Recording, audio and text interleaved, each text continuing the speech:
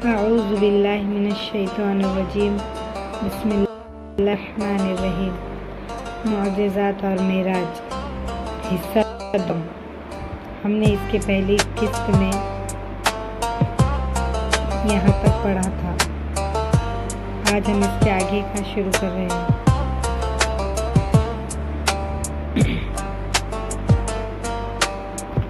آخر میں یہ تعداد گھٹتے گھٹتے 5 رہ گئی۔ اس پر بھی اگرچہ حضرت موسیٰ علیہ السلام مطمئن نہیں تھے اور مزید کمی کرنے کی کوشش تھے، لیکن آپ حضرت صلی اللہ علیہ وسلم نے فرمایا کہ مجھے مزید کچھ کہتے شرم آتی ہے۔ اس پر اللہ تعالیٰ کی طرف سے ندا آئی، اگرچہ ہم نے نمازوں کی تعداد 50 سے گھٹا کر 5 کر دی، لیکن تمہاری امت میں جو لوگ پابندی سے روزانہ 5 وقت کی نماز ادا کریں گے انہیں اجر 50 نمازوں کا ہی دیا جائے گا۔ نماز کے علاوہ اس موقع پر بارگاہ الہی سے 2 تحفے اور بھی مرحمت ہوئے۔ ایک تو سورہ بقرہ کی آخری آیاتیں جن میں اسلام کے عقائد اور ایمان کی تکمیل کا بیان اور یہ بشارت ہے کہ اب مصیبتوں کا دور ختم ہونے والا ہے۔ دوسری یہ خوشخبری کہ امت محمدی میں سے جو کوئی شرک سے بچا رہے گا اس کی مغفرت ہو جائیں گی۔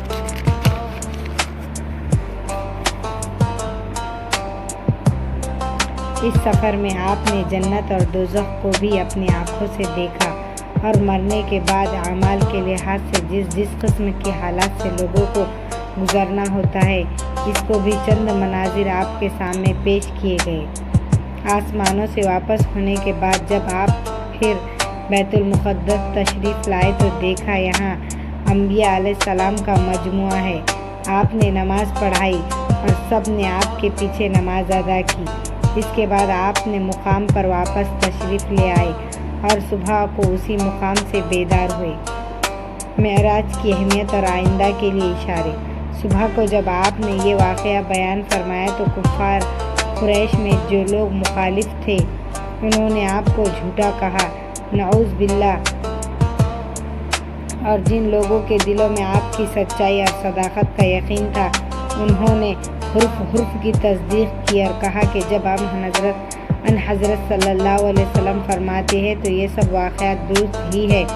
اسی طرح معراج کا یہ واقعہ ایک طرف تو لوگوں کے ایمان اور رسالت کی تصدیق کا امتحان تھا، دوسری طرف خود حضرت صلی اللہ علیہ وسلم کو غیب کے بے شمار حقیقتوں کے مشاہدے کا ذریعہ، ساتھ ہی ساتھ یہ اس آنے والے انقلاب کے لیے ایک اشارہ تھا جس سے اسلامی تحریک کو جلد ہی دوچار ہونا تھا۔ اس اشارے کی تفصیلات قرآن پاک کی سورہ بنی اسرائیل میں ملتی ہے جس میں معراج کا بیان ہے۔ اس سورت کے مضامین میں جو کھلے اشارے ملتے ہیں وہ یہ ہے: یہود کی معزولی۔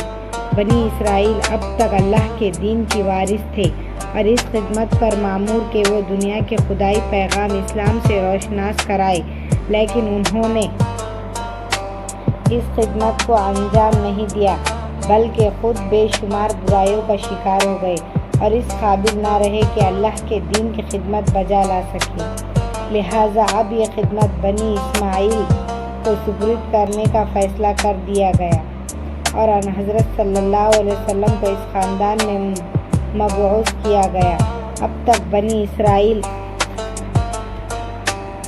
سے براہ راست خطاب نہیں کیا گیا تھا، اب سورہ بنی اسرائیل میں ان سے کہا گیا کہ اب تک جو غلطیاں تم کر چکے سو کر چکے، تم کو اب سے پہلے 2 بار آزمایا جا چکا ہے لیکن تم نے اپنی حالت کو ٹھیک نہیں کیا۔ اب اس نبی صلی اللہ علیہ وسلم کی بعثت کے بعد پھر تمہیں موقع مل رہا ہے۔ اگر تم ان کی پیروی کرو گے تو پھر ترقی کی راہ پر قدم بڑھا سکو گے۔ مکے کی انتہائی مظلومانہ اور پریشانی سے بھری ہوئی زندگی میں یہ اشارہ ایک بہت بڑی بشارت تھی جو آگے چل کر بالکل ٹھیک ثابت ہوئی۔ کفار مکہ کو تنبیہ۔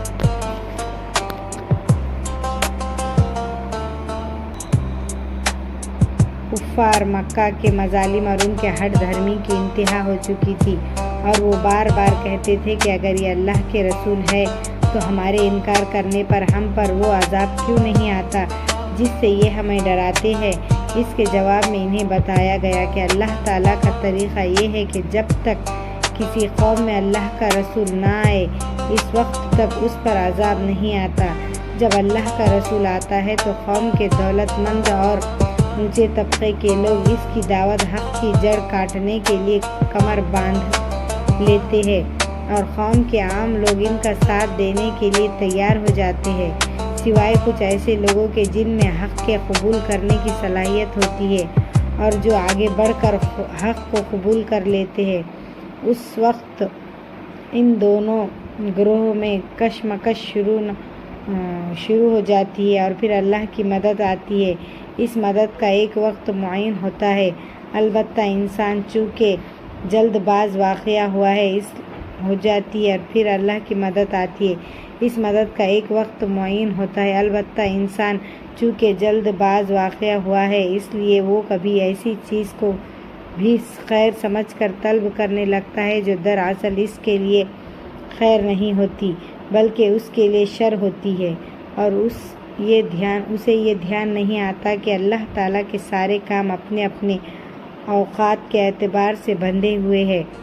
دن اور رات کو ہی دیکھو، اللہ تعالیٰ کی نشانیاں ہیں اور ایک لگے بندھے نظام کے تحت یکا بعد دیگر آتے ہیں۔ پچھلی تاریخ پر نظر کرو، دیکھو نوح علیہ السلام کے بعد سے لے کر اس وقت تک کتنی قوموں کو ہلاک کر دیا گیا۔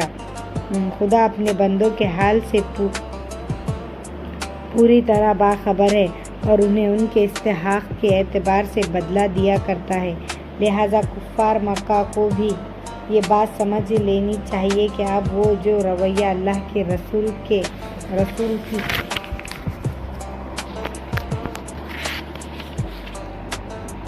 دعوت کے مقابلے میں اختیار کریں گے اسی کے اعتبار سے ان کے ساتھ بھی معاملہ کیا جائے گا، اور اب فیصلہ کن وقت قریب ہی ہے۔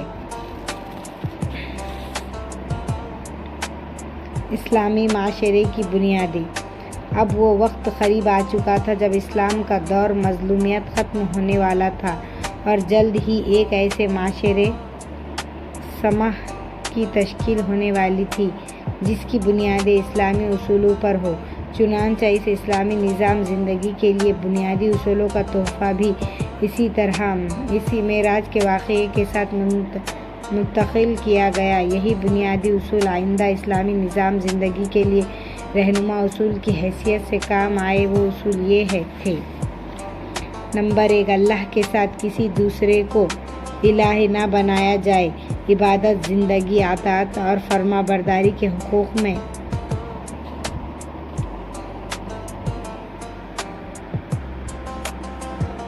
فرمانروائی کے حقوق میں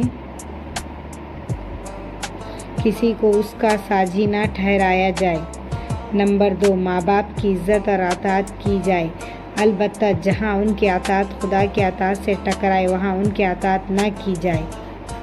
نمبر 3، رشتہ داری، مسکینوں اور مسافروں کے حقوق ادا کیے جائے۔ سوسائٹی میں ایک انسان پر دوسرے انسان کے جو حقوق ہیں ان کی طرف سے غفلت نہ برتی جائے، انہیں ٹھیک ادا کیا جائے، اس کے بغیر کسی تمدن کی بنیاد درست نہیں ہو سکتی۔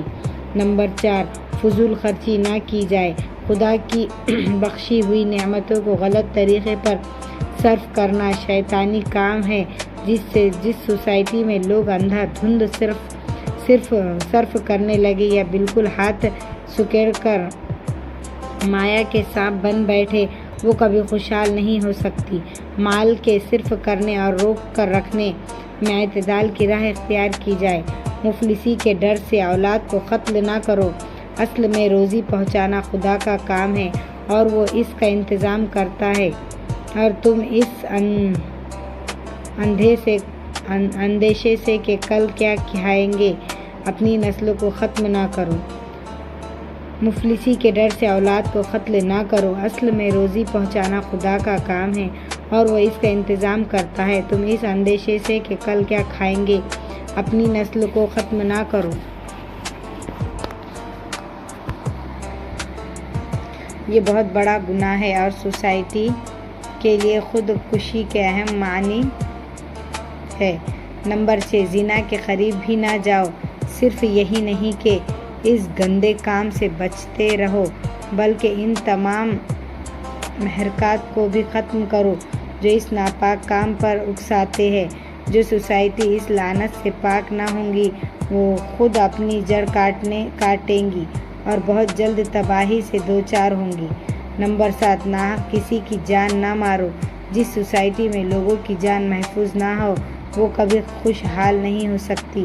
امن کی حالت کے بغیر کوئی تمدن ترقی نہیں کر سکتا، اس لیے سب سے پہلے لوگوں کی جان اور مال کے تحفظ کا انتظام ضروری ہے۔ نمبر 8 یتیم سے اچھا سلوک کرو۔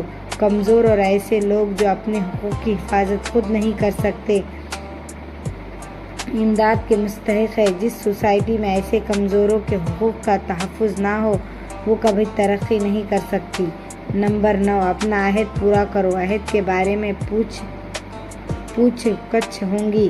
یہاں لوگوں کے آپس کے قول و قرار اور وعدے بھی مراد ہے اور وہ عہد بھی مراد ہے جو ایک بندہ مومن ایمان لاتے وقت اپنے خدا سے کرتا ہے۔ نمبر 10 ناپ تول میں پیمانے اور ترازو ٹھیک رکھو۔ ناپ تول میں پیمانے اور ترازو کو ٹھیک رکھو۔ لین دین میں معاملات کی درستی اور ایک دوسرے کے حقوق کا تحفظ سوسائٹی کے امن و سکون کے لیے انتہائی ضروری ہے۔ جہاں لوگوں کو ایک دوسرے پر اعتماد نہ ہو اور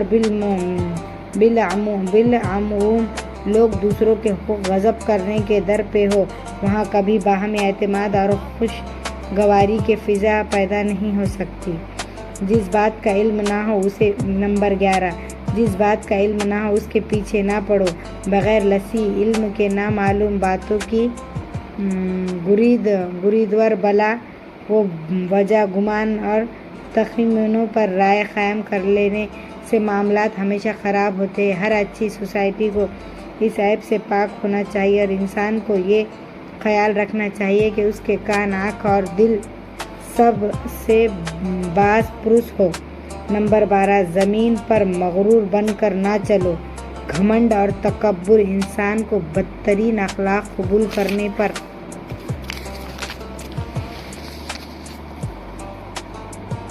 ابھارتا ہے اور اس عیب کی وجہ سے انسان سوسائٹی کے لیے انتہائی مضر ثابت ہوتا ہے۔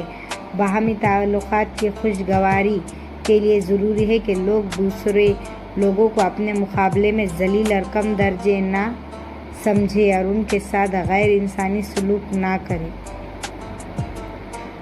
اللہ تعالیٰ کہنے سننے سے زیادہ عمل کی توفیق عطا فرمائے۔ ہجرت کے لیے اشارے۔ انشاءاللہ آئندہ قسط میں ہم اس کے آگے پڑھیں گے۔